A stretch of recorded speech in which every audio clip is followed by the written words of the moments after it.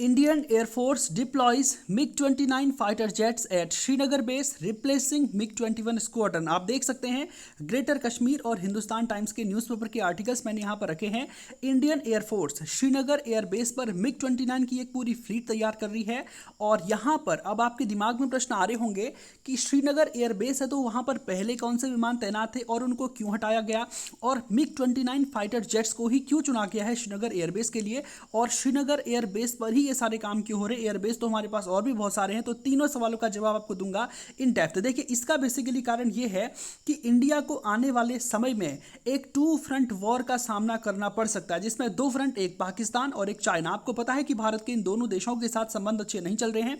अब देखिए, इसमें टू फ्रंट वॉर की बात इसलिए हो रही है क्योंकि चाइना बहुत मजबूत हो चुका है पहले की तुलना में, और पाकिस्तान बहुत कमजोर हो चुका है पहले की तुलना में। पाकिस्तान का कमजोर होना यह दर्शाता है कि पाकिस्तान अकेले भारत पर अटैक नहीं कर सकता, और चाइना का बहुत मजबूत होना यह दर्शा रहा है कि चाइना आसानी से इंडियन टेरिटरी पर अटैक कर सकता। और जिस समय चाइना इंडियन टेरिटरी पर अटैक करेगा उस समय आप देखेंगे कि पाकिस्तान से भी इस कश्मीर घाटी को कब्जाने के प्रयास हो सकते हैं। तो इसी कड़ी में भारत सरकार अपनी आर्मी को लगातार मजबूत करने का प्रयास कर रही है।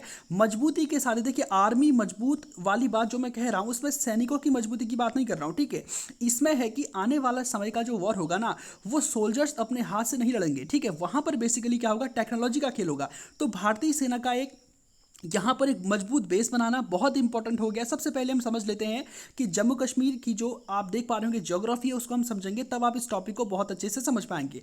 एक बात बहुत बार देखी जाती है कि जम्मू कश्मीर बहुत ज़्यादा विवाद का विषय बना रहता है, लेकिन सबसे पहले हम ये जान लेते हैं कि आखिर जम्मू कश्मीर का कितना बड़ा हिस्सा भारत के पास है, ठीक है। इसको हम जान लेते हैं।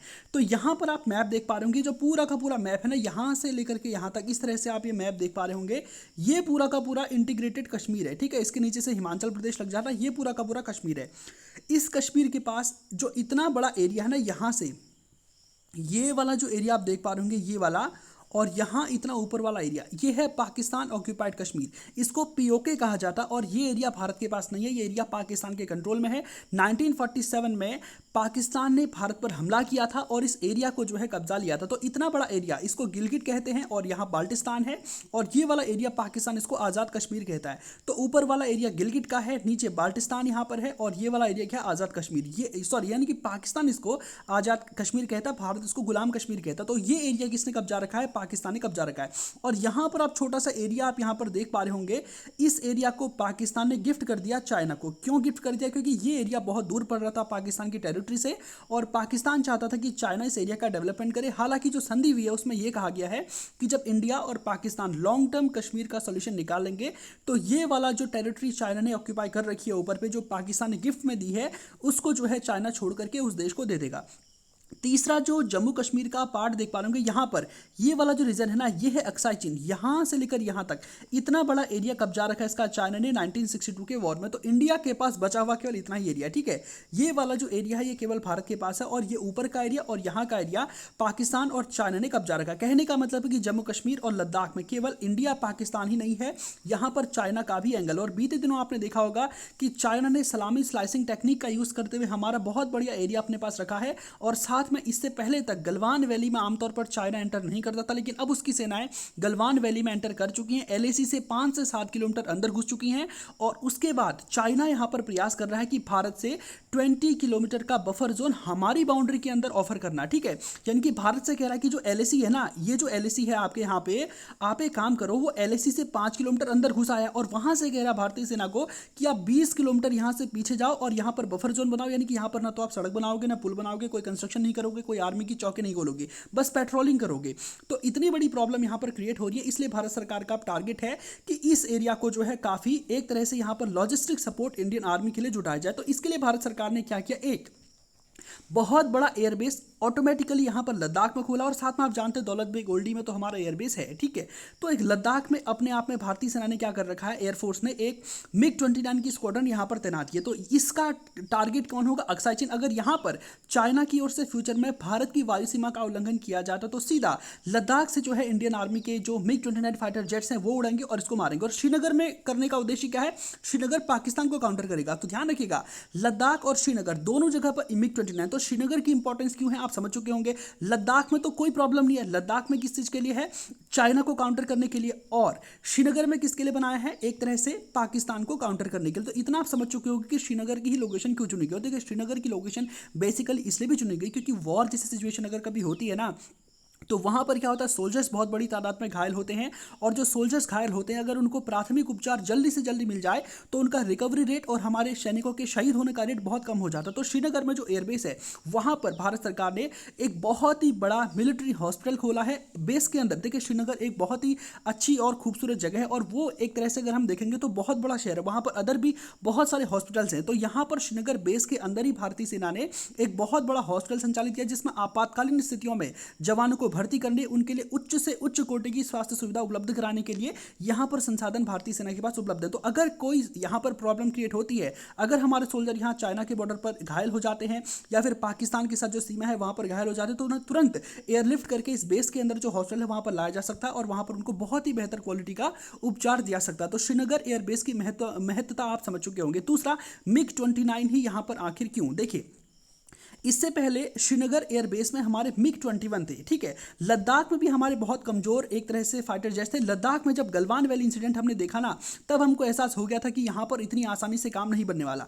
तो गलवान वैली इंसिडेंट के बाद भारत ने लद्दाख में उसके बाद शुरू कर दिए थे MiG-29। इस MiG-29 को तैनात करने का क्या उद्देश्य था। देखिए पहली बात, देखिए चाइना क्या कर रहा है, भारत की बाउंड्री का वॉयलेशन कर रहा है। फॉर एग्जाम्पल चाइना ने कभी एक ड्रोन उड़ाया भारतीय सीमा पर, ऊपर से निगरानी करने के लिए कि भारतीय सैनिक कहाँ कहाँ पर है। तो इससे तो एक तरह से ये हो जाएगा कि चाइना भारत की वायु सीमा का भी उल्लंघन कर लेगा, ठीक है। वो एक ड्रोन उड़ाया और उसका ड्रोन भारतीय क्षेत्र में आकर भारतीय सैनिकों की पिक्चर भेज के सफलतापूर्वक अगर अपने क्षेत्र में जाने लग गया, तो चाइना के लिए यहाँ पर बहुत ज़्यादा एडवांटेज वाली स्थिति हो जाएगी कि हमने ड्रोन भेजा, फोटो खिंचाई, वापस आ गए, ठीक है। तो इसको काउंटर करने के लिए कि अगर चाइना ने कोई भी UAV अगर भारतीय सीमा के अंदर भेजा, तो हम उसको अपने फाइटर जेट्स के माध्यम से तुरंत ही नष्ट कर देंगे। अब नष्ट करने के लिए ऑब्वियस सी बात है कि एक अच्छा फाइटर जेट का होना बहुत अनिवार्य है जो इस स्थिति में भी लड़ सके। देखिए फाइटर जेट भी अलग अलग तरह के होते हैं। कुछ फाइटर जेट्स ऐसे होते हैं जो अंधेरे में नहीं चल सकते हैं, ठीक है। कुछ फाइटर जेट्स ऐसे होते हैं जो ऊंचाई में नहीं चल सकते हैं। उनकी पावर कितनी है, ये बहुत चीज़ें मैटर करती है। तो पहले यहाँ पर क्या था, MiG-21 था, ठीक है। अब जो MiG-21 है ना, ये बहुत ही पुराना फाइटर जेट है। इसकी मैंने आपको एक बार कहानी सुनाई होगी कि एक बार मोसाद ने, इजराइल की इंटेलिजेंस एजेंसी ने रशिया से इस MiG-21 विमान को चुराने का एक तरह से लक्ष्य रखा था, और बाद में आपको पता है कि इराक से वो उसको चुराने में सफल भी हो गए थे। तो ये उस समय का फाइटर जेट और उस समय इसकी बहुत बड़ी वैल्यू थी, ठीक है। इतनी वैल्यू थी कि इजराइल इसको चुराने निकल पड़ा था। लेकिन अब ये MiG-21 बहुत पुराना हो चुका और इसके इतने एक्सीडेंट हो चुके हैं, अब तक हमारे 400 से भी ऊपर जो MiG-21 है क्रैश कर चुके हैं, और इसमें हमारे बहुत सारे सोल्जर शहीद हो गए। आपको पता होगा कि केदारनाथ घाटी में जब हमारी एक तरह से आपदा आई थी 2013 में, तो उस समय वहाँ पर भी रेस्क्यू ऑपरेशन के दौरान ये MiG-21 क्रैश किया था। तो MiG-21 क्या है, बहुत ज़्यादा एक्सीडेंट इसके हो रहे हैं। अब भारतीय सेना ने लक्ष्य रखा है कि इस MiG-21 को रिप्लेस कर दिया जाए। 2025 तक भारत की वायुसेना से इस MiG-21 को पूरी तरह से रिटायर कर दिया जाए, क्योंकि काम ये कुछ खास आ नहीं रहा है। हल्का लड़ाकू विमान है, एक्सीडेंट होकर हमारे फालतू में जो सैनिक हैं शांति काल में ही शहीद हो रहे हैं। तो इस MiG-21 का सबसे बड़ा रिप्लेस है हमारा तेजस, जो हमने खुद से बनाया है, क्योंकि इसके एक्सीडेंट बहुत कम होते हैं। हालांकि क्षमता इसकी भी MiG-21 जैसी है। लेकिन अब श्रीनगर एयरबेस पर आपने देखा होगा कि यहाँ पर भी MiG-29 रखे जाएंगे, और लद्दाख में भी जो है MiG-29 रखे जाएंगे, और इसका जो नवीनतम वर्जन है वो रखा जाएगा। एक तो MiG-35 आ गया अब सबसे नवीनतम, लेकिन भारत क्या कर रहा है, MiG-29 का सबसे नवीनतम वर्जन यहाँ पर रहेगा। अब देखिए MiG-29 में आखिर वो कौन कौन सी खासियत हैं जो इसको इंपॉर्टेंट बनाती हैं लद्दाख सेक्टर में और श्रीनगर सेक्टर में, अब इसको जानते हैं। देखिए सबसे बड़ी बात आपको बताऊं तो देखिए जो MiG-29 है ना, वो रात में उड़ सकता है, ठीक है। उसमें जो है नाइट विजन गॉगल्स लगे हैं, और ये रात में आसानी से उड़ भी सकता है और अपने टारगेट्स को हिट भी कर सकता है। तो फॉर एग्जाम्पल अगर चाइना का कोई भी फाइटर जेट अगर भारतीय सीमा में प्रवेश करता है, ऐसे ही दिखाने के लिए, आपको पता होगा कि चाइना अक्सर ताइवान के अंदर अपने फाइटर जेट्स को भेज देता है, और ताइवान के पास इतनी शक्ति नहीं है कि उन फाइटर जेट्स को मारे, और अगर ताइवान मारना चाहता भी है तो चाइना के लिए बहाना बन जाएगा उस पर अटैक करने के लिए। तो ताइवान न तो मार सकता है, अगर मार सकता है तो मारना चाहता भी नहीं है वो, ठीक है। तो चाइना क्या करता है, उस एरिया में अपना इन्फ्लुएंस बढ़ाने के लिए समय समय पर अपने फाइटर जेट्स वहां भेजता है। हालांकि अभी चाइना ने ऐसा भारतीय सीमा में करने का प्रयास नहीं किया। इसी वजह से भारतीय सेना चाहती है कि अगर वो ऐसा प्रयास करे, भारतीय सीमा का उल्लंघन करे, चाहे चाइना करे या फिर पाकिस्तान करे, तो हम अपने MiG-29 के माध्यम से इनको मार गिराएं और उनको कड़ा जवाब दे। तो सबसे बड़ी बात है कि नाइट विजन की क्षमता इसमें है, रात में आसानी से उड़ सकता है। दूसरा, यहाँ का जो एटमॉस्फेयर है और साथ में यहाँ की जो ज्योग्राफी है ये बहुत ही बड़े बड़े बर्फीले पहाड़ों का एक तरह से समूह इस एरिया में आप देख पाते होंगे। कश्मीर जो घाटी है वो बहुत ही वहाँ पर ठंडा होता है, वहाँ पर बहुत ज़्यादा बर्फ गिरती है, बारिश भी वहाँ पर बर्फ के रूप में होती है। तो MiG-29 फाइटर जेट जो है वो रात में उड़ने में तो सक्षम है, साथ में यहाँ की ज्योग्राफी के हिसाब से बिल्कुल फिट बैठता है। वो बिल्कुल अगर आपकी बारिश आ रही हो, बर्फ गिर रही हो, तो उस समय भी ये उड़कर अपने टारगेट को ध्वस्त करने में सक्षम है। साथ में बहुत ही ऊंचे ऊंचे जो माउंटेन्स है इनमें भी जो है ये चलने में अपने आप में पूरी तरह से सक्षम है। तो इसलिए भी MiG-29 यहाँ पर इंपॉर्टेंट हो जाता है। सबसे बड़ी जो इसकी बात अगर मैं आपको बताऊं तो इसमें सबसे बड़ी खासियत जो है ना वो ये है कि ये दोनों तरह से मिसाइल लॉन्च कर सकता है, यानी कि ये एयर टू एयर भी मिसाइल लॉन्च कर सकता है, साथ में ये एयर टू लैंड ये भी मिसाइल लॉन्च कर सकता है। यानी कि अगर दुश्मन का कोई टारगेट, फॉर एग्जांपल पाकिस्तान में कोई आतंकवादी जमीन पर एक बेस बनाकर बैठे हैं और भारत में घुसपैठ करने का प्रयास कर रहे हैं, तो ये जो MiG-29 फाइटर जेट्स हैं ये हवा में उड़ रहे हैं और वहां से जमीन को टारगेट कर सकते हैं। पहली खासियत इनमें यह है। दूसरी खासियत इनमें यह बात है कि ये जो है ये एयर टू एयर भी जो है अटैक कर सकते हैं। फॉर एग्जाम्पल अगर कोई फाइटर प्लेन आसमान में उड़ रहा है तो उसको अगर टारगेट करना है तो इंडियन फाइटर प्लेन MiG-29 सक्षम है उस फाइटर प्लेन को हवा में ही मार गिराने के लिए। तो बहुत इंपॉर्टेंट है, एयर टू लैंड भी अटैक कर सकता है, एयर टू एयर भी अटैक कर सकता है, और एक समय में बहुत सारे जो है बहुत लंबे समय तक ये हवा में उड़ सकता है और इसमें बहुत बड़ी तादाद में मिसाइलें रखी जाती हैं। और तीसरी यानी कि चौथी सबसे बड़ी खास बात जो इसको और ज़्यादा इंपॉर्टेंट बनाती है कि इसको हवा में ही इसकी रिफ्यूलिंग की जा सकती है। अब आप सोच रहे हो कि हवा में रिफ्यूलिंग का क्या मतलब होता है।